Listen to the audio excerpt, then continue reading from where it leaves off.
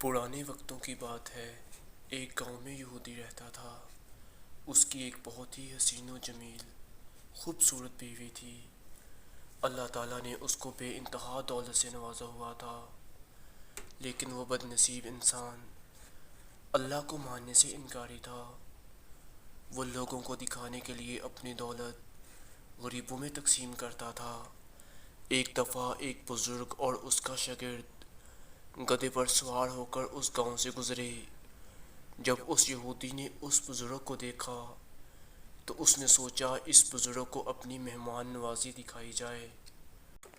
وہ اس بزرگ کے پاس آیا اور عرض کی کہ اگر آپ ایک رات ہمارے پاس قیام کریں تو میرے لیے باعث شرف ہوگا۔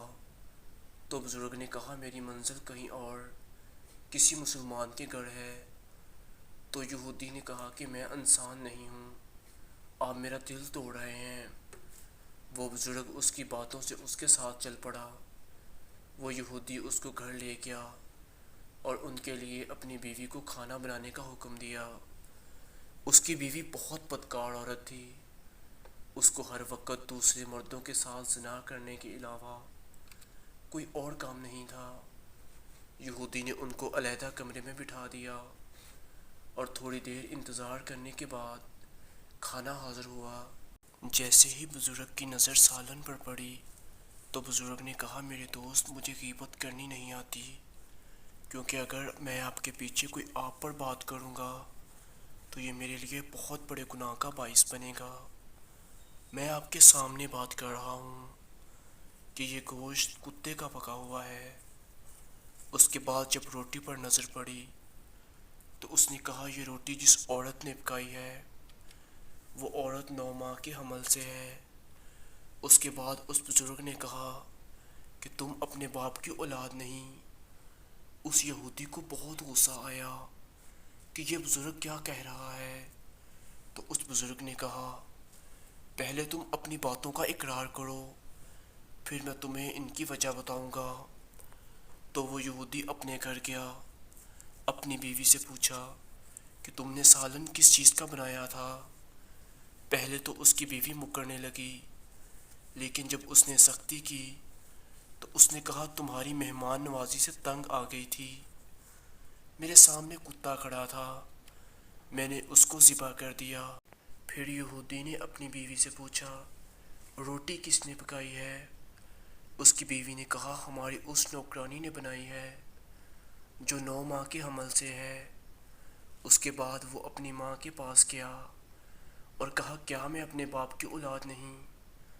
تو اس کی ماں نے کہا تمہارے باپ نے تمہیں ایک گلی سے اٹھایا تھا، ہماری اولاد نہیں تھی، اس لیے ہم نے تمہاری پرورش کی ہے۔ یہ سب سننے کے بعد وہ واپس اس بزرگ کے پاس آیا اور کہا تمہاری سب باتیں ٹھیک ہیں، لیکن تم یہ بتاؤ کہ تمہیں کیسے پتہ چلا کہ یہ سالن کتے کے گوشت کا ہے؟ روٹی 9 ماہ کی حاملہ عورت نے پکائی ہے اور میں اپنے باپ کی اولاد نہیں۔ اس بزرگ نے کہا میں نے جب بوٹی کو دیکھا تو اس کے چاروں طرف چربی لگی ہوئی تھی، کوئی بھی ایسا ٹکڑا نہیں تھا جو بغیر چربی کے ہو۔ مجھے اس سے معلوم ہوا کہ یہ گوشت کسی حرام جانور کا ہے۔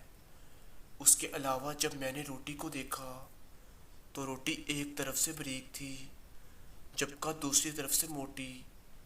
مجھے اس سے معلوم ہوا کہ جس عورت نے یہ روٹی پکائی تھی وہ جھک نہیں سکتی تھی، اور اس طرح روٹی ایک طرف سے موٹی اور ایک طرف سے باریک تھی۔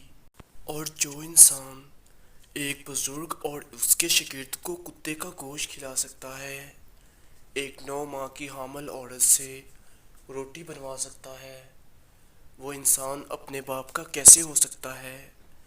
یہ بات سن کر وہ یہودی بہت شرمندہ ہوا اور وہ بزرگ وہاں سے چلا گیا۔